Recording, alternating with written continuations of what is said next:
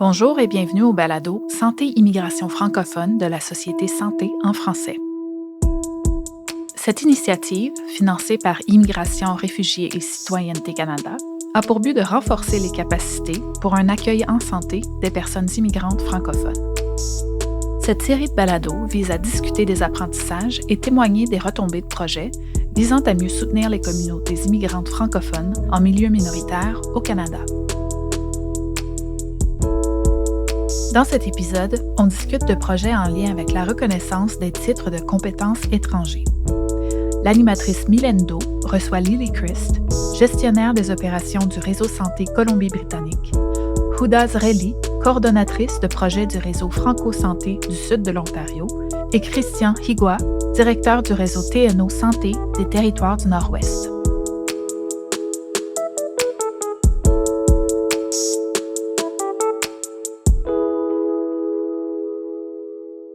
Bonjour Lily, Huda et Christian, je suis très heureuse de vous accueillir aujourd'hui. On va parler d'une thématique très importante, donc la reconnaissance des titres de compétences étrangers.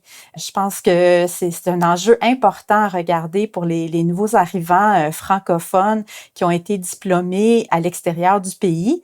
Et je crois que vos projets vraiment amènent beaucoup de soutien à ce processus-là qui peut être parfois très long pour nos nouveaux arrivants. Lily, j'aimerais tout d'abord vous demander à partir de quels besoins vous avez choisi d'élaborer ce projet-là? Les besoins ont été vraiment identifiés par nos communautés francophones immigrantes et les professionnels qui agissent auprès de ces communautés. Donc, on s'est rendu compte que l'information était souvent fragmentée et puis évolutive. Donc, d'une province à l'autre, comme vous le savez, c'est très difficile d'avoir les mêmes règles. Donc, pour la reconnaissance des titres, la complexité, l'accès à l'information était vraiment un grand défi. L'autre défi était évidemment le manque de ressources en français. Donc, pour de nombreux francophones, il y avait un flou quant aux démarches à entreprendre. Et puis, dans notre projet, on voulait aussi surtout offrir du soutien pour les professionnels d'établissement parce qu'on s'est rendu compte qu'ils étaient souvent sollicités par les nouveaux arrivants qui manquaient d'outils, d'information pour rendre vraiment efficaces les réponses que ces immigrants se posaient quant au processus de reconnaissance des compétences. Oui, tout à fait. Puis je pense que votre réalité en Colombie-Britannique est très similaire aussi à ce que Huda, vous avez pu constater en Ontario au niveau de la complexité de répertorier cette information-là. Effectivement, donc dans la même idée, on a identifié ce besoin lors de nos rencontres avec les partenaires tels que les réseaux d'immigration francophone, où il est apparu qu'il manquait de ressources et d'outils adaptés pour permettre aux professionnels des établissements de mieux soutenir leurs clients, notamment les professionnels de santé qui sont formés à l'étranger. Donc, ce besoin a également été confirmé dans l'un de nos rapports soumis à IRCC, Immigration, Réfugiés, Citoyenneté Canada, qui a ensuite sollicité la mise en place d'un projet pour y répondre. Donc, de nombreux professionnels de santé formés à l'étranger rencontrent des obstacles importants pour comprendre et naviguer dans les processus d'équivalence de leur diplôme au Canada. Effectivement, je parle de l'Ontario.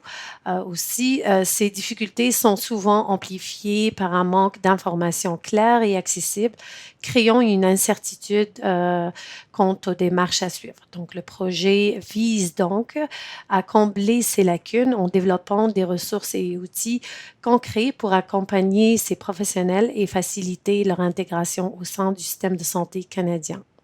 Merci beaucoup, Huda. Puis on le voit très bien que cette complexité-là, elle est là et je pense que aussi combinée à tous les défis que les nouveaux arrivants doivent vivre en arrivant au Canada du côté personnel, de combiner ça à des défis au niveau de l'accréditation professionnelle. J'imagine, Christian, c'est également un besoin qui est très présent dans les territoires du Nord-Ouest. Oui, en effet, je pense que je m'arrange sur le point justement de Ouda et Lily par rapport surtout à la complexité des procédures et des réglementations. Euh, Étant encore plus dans les territoires, justement, on a plusieurs règles qui sont propres à nous, mais aussi beaucoup de règles qu'on suit des autres provinces. Donc, en fait, ça devient très compliqué pour quelqu'un qui vient s'installer. C'est déjà très compliqué pour quelqu'un qui vient s'installer au Canada de se retrouver justement dans tout le système canadien en général pour pouvoir reconnaître ses acquis, mais encore plus dans les territoires. Donc, c'est un besoin qui avait été identifié par justement nos partenaires en immigration, dont les réseaux en immigration francophone, mais aussi par la communauté qui est de plus en plus grandissante, la communauté migrante qui est de plus en plus grandissante au territoire et qui ne sait pas justement où se retourner pour peut-être se faire reconnaître certains de leurs acquis et avancer. Et si on ajoute à cela justement la crise de main-d'œuvre qu'on a dans les territoires, justement, il y a un grand manque justement de professionnels de la santé. Bon, on trouve que c'est justement une bonne idée de se retourner vers les acquis étrangers pour voir comment on peut à la fois euh, appuyer nos communautés migrantes, mais aussi venir résoudre un problème qui est de plus en plus criant dans nos communautés. Merci, Christian. Et effectivement, vous avez amené un bon point. Les manques de main-d'œuvre, tu sais, les personnes qui arrivent en tant que nouvel arrivant au Canada, ils sont accueillis dans notre pays parce que vraiment, on a besoin de leur expertise, on a besoin de toutes ces ressources humaines qui sont très compétentes. Donc, je pense que vos projets amènent beaucoup pour appuyer les nouveaux arrivants dans leur processus. Concrètement, Huda, qu'est-ce que vous avez mis en place dans ce projet-là? Donc, pour nous, on a mis en place 2 guides détaillés qui ont été élaborés. L'un pour l'équivalence des diplômes des médecins formés à l'étranger et l'autre pour les infirmiers. Ces guides offrent des informations essentielles sur la démarche à suivre, les ressources disponibles et les liens directs vers les organismes compétents. Il inclut également des conseils pratiques basés sur l'expérience des professionnels de santé formés à l'étranger et de praticiens canadiens. Parallèlement, des capsules vidéo animées ont été créées pour expliquer de manière simplifiée le processus d'équivalence des diplômes, facilitant ainsi la compréhension des étapes à suivre. Donc, ces ressources sont déjà disponibles au public. En plus de ça, on a mis en place 5 sessions de formation qui ont été organisées pour outiller les infirmiers et médecins formés à l'étranger dans leur processus d'équivalence en Ontario. Ces formations ont couvert les étapes clés du processus avec les participations d'experts et de représentants des ordres professionnels. Nous avons également enregistré 2 témoignages inspirants, un d'un médecin et une infirmière francophone formés à l'étranger qui partagent leur expérience, défis et parcours dans le cadre de l'équivalence. Donc, toutes ces initiatives visent à renforcer la capacité pour les professionnels des établissements à mieux comprendre le processus d'équivalence et à mieux outiller leurs clients, notamment ces nouveaux arrivants, pour naviguer avec succès dans le système de santé canadien. Merci, Huda. Puis effectivement, je pense que de aussi prendre l'expérience des gens qui l'ont déjà fait ce processus-là et de partager leur vécu, je trouve que c'est une avenue très intéressante aussi à regarder. Christian, de votre côté, au territoire du Nord-Ouest, qu'est-ce que vous êtes en train de mettre en place dans ce projet-là? Quelles sont les différentes étapes que vous prévoyez pour ce projet? Nous, comme je vous ai dit justement, c'est un environnement qui est très changeant, qui évolue tout le temps et donc on a voulu commencer par la base. Donc, nous, on est allé vers un rapport très détaillé justement sur les différentes procédures et les réglementations qui entourent la reconnaissance des acquis étrangers et nous faisons cela en fait pour les 3 territoires. Le projet étant justement de renforcer non seulement les capacités des travailleurs d'établissement dans les 3 territoires, d'offrir ces informations-là, mais aussi, étant des territoires, il y a souvent des réglementations qui sont similaires. Donc, on est allé vers les 3 territoires, développer un grand rapport très détaillé. À la suite de ces rapports-là vont être vulgarisés en 3 guides, donc 3 guides par territoire qui expliquent justement toutes les réglementations et les reconnaissances d'acquis, spécifiquement pour les infirmiers, donc autant les infirmiers auxiliaires, cliniciennes et praticiennes. Et dans le but que, pour accompagner ces guides-là, il y aura aussi des fiches qui seront développées pour justement vulgariser encore plus cela et rendre ça encore plus accessible au public et faire en sorte que ça devient en fait des informations clés en main qu'on peut donner aux travailleurs en établissement pour qu'ils puissent se servir tous les jours et accompagner leurs clients et les nouveaux arrivants dans leur procédure de reconnaissance, de leur acquis et de leur diplôme. C'est merveilleux. Puis je crois que, tu sais, de voir aussi que vous avez travaillé avec, justement, avec différents partenaires, vous avez aussi développé ces outils-là par et pour.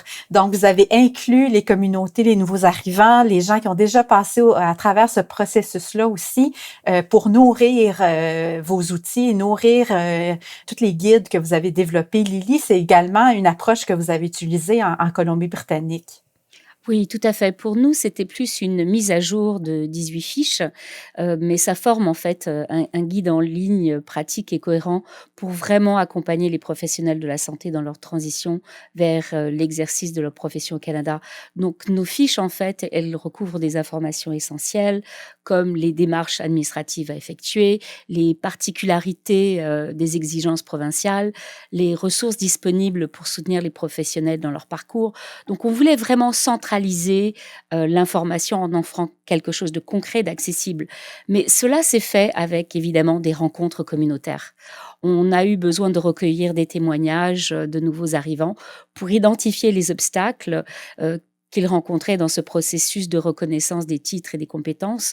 Mais ces conversations nous ont vraiment permis de mieux comprendre les besoins spécifiques et d'ajuster les outils en conséquence.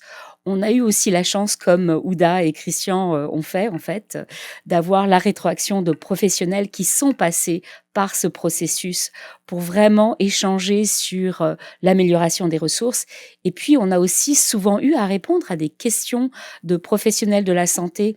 Donc, en répondant à des questions de médecins, d'infirmiers et d'infirmières, de praticiens francophones sur les démarches à suivre pour la reconnaissance de leur diplôme, on a vraiment intégré aussi toutes ces questions en fait dans le cadre de nos fiches. Ça nous a donné vraiment une façon de développer les outils, de les structurer pour que ce soit vraiment efficace pour tous. Oui, puis je crois que Lily, dans nos discussions précédentes, vous aviez aussi mentionné que, puis vous l'avez redit maintenant, tout le processus d'accréditation évolue et change aussi en fonction des demandes. Puis je crois que Huda et Christian, vous vivez ça aussi. Puis pour les nouveaux arrivants, en arrivant au Canada, on réalise que les règles sont très différentes d'une province à l'autre, d'un territoire à l'autre aussi. Donc c'est un très grand apprentissage pour eux également. Donc je pense que c'est dans cette optique-là aussi, Lily, qu'une mise à jour a été nécessaire dans votre cas pour ajuster, dans le fond, l'information qui était changeante.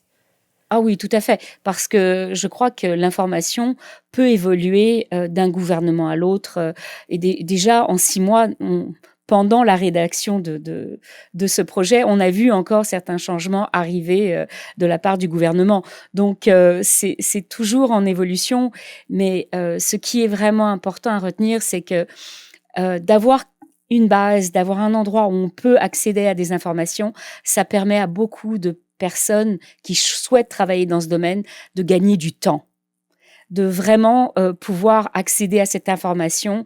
Parfois, c'est 6 mois. On a eu un témoignage d'une femme médecin qui nous a dit « J'ai gagné 6 mois en accédant à vos informations parce qu'autrement, tout est à travers différents sites. » C'est très compliqué. Ouais, donc je pense que dans l'ensemble, dans vos 3 projets, vous avez vraiment fait un travail incroyable de synthèse et d'amener l'information qui est fragmentée dans différents sites web et l'amener ensemble, la rendre accessible.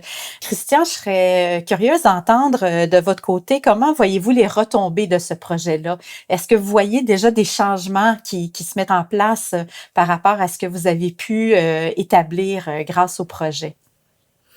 Oui, en fait, il y avait plusieurs retombées anticipées qu'on avait, puis on a commencé même à avoir, certaines retombées avant même la fin de notre projet qu'on s'attendait pas. Une des choses qu'on a vu justement, on a parlé du besoin criant que notre communauté et les différents travailleurs, d'établissement nous avaient parlé. Mais, on a déjà reçu en fait des demandes de venir présenter notre projet, dans des conférences, de venir présenter, les retombées avant même justement qu'on arrive à développer tout ça.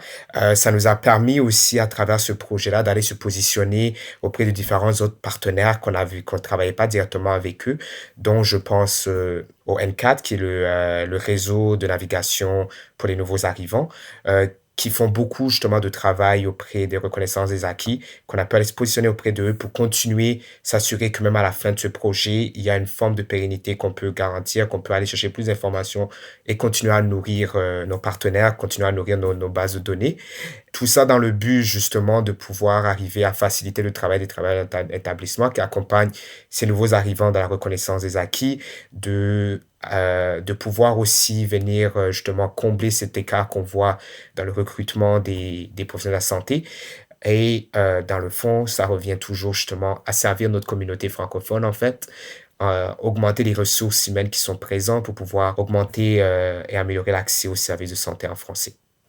Merveilleux. Puis, Lily, je crois que vous avez multiples aussi retombées découlant de ce projet-là, comme vous venez de mentionner, le fait d'accélérer un peu les étapes pour les nouveaux arrivants, ça a été quelque chose qui vous a été mentionné également. Oui, oui, ça permet, en fait, le projet aide les diplômés étrangers à obtenir leurs équivalences plus rapidement. Donc il y a une meilleure intégration économique et sociale. Donc ces personnes, ces professionnels de la santé peuvent rejoindre le marché du travail canadien dans un délai plus court, ce qui bénéficie, non seulement, aux intéressés, mais aussi à nos communautés d'accueil. Donc c'est vraiment, une grande chance pour nous. Mais l'autre chose à voir, c'est que, comme Christian le mentionnait, la facilitation du travail des professionnels d'établissement, en leur fournissant des outils de qualité développés, ça permet aussi, à tout le monde qui travaille dans ce domaine d'avoir de meilleurs outils pour encore mieux accompagner les nouveaux arrivants. Oui, puis tu sais, de aussi nous permettre de répondre à ce grand besoin-là de main-d'œuvre qu'on a plus rapidement, parce qu'on le sait qu'on est toujours en manque de médecins, d'infirmières, de différents professionnels de la santé, donc de pouvoir accueillir ces gens-là au Canada et mettre à profit leur expertise pour justement pouvoir aider la santé de nos Canadiens, de nos Canadiennes. Huda, vous avez également vu des belles retombées de votre projet? Exactement, comme que mentionné par Christian et Lily, en particulier pour les professionnels d'établissement, en leur fournissant ces outils pratiques et des formations adaptées, ce projet les aide à mieux accompagner et intégrer leurs clients récemment arrivés, notamment les travailleurs de la santé formés à l'étranger. Donc, ces ressources disponibles, qui sont disponibles en anglais et en français sur notre plateforme Accès Équité, leur permettant de jouer un rôle essentiel dans la facilitation du processus de reconnaissance des qualifications étrangères, sachant que quand on a commencé à travailler le projet et au cours du projet, il n'y avait rien de disponible en français pour ces professionnels-là. Donc, c'est la raison pour laquelle on a mis en place tous ces outils.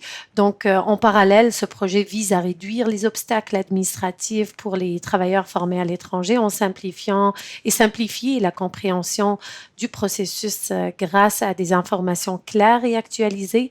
Donc, on a joué un rôle, je pense que c'est un rôle très important pour simplifier la compréhension. Donc, je répète encore, simplifier la compréhension du processus parce que c'est tellement compliqué dans les sites web officiels. Donc, on a essayé seulement de prendre l'information, la rendre plus simple et la mettre à la disposition des professionnels. Donc, cela accélère leur intégration dans le système de santé ontarien et renforce leur confiance dans le processus de reconnaissance des diplômes, ce qui favorise une meilleure valorisation de leurs compétences sur le marché de travail. Et à long terme, ce projet contribuera à une main-d'œuvre diversifiée et compétente dans le secteur de la santé, répondant aux besoins croissants de la population ontarienne et, entre parenthèses, canadienne aussi. Oui, puis vous l'avez bien, vous avez mis de l'emphase sur le fait de la complexité, je pense, du processus. Puis on sait tout, on l'entend pas dans l'audio, mais on le voit visuellement. On a tous hoché de la tête en disant effectivement la complexité du processus. Je pense qu'elle est là. Puis je vous dis merci pour tous ces beaux projets que vous avez mis en place parce que tous les Canadiens et les Canadiennes vont pouvoir bénéficier vraiment de cette intégration-là de l'information que vous avez mis en place pour nous permettre d'avoir justement accès à des services de santé en français, encore plus dans les communautés minoritaires francophones, d'avoir accès à cette information-là.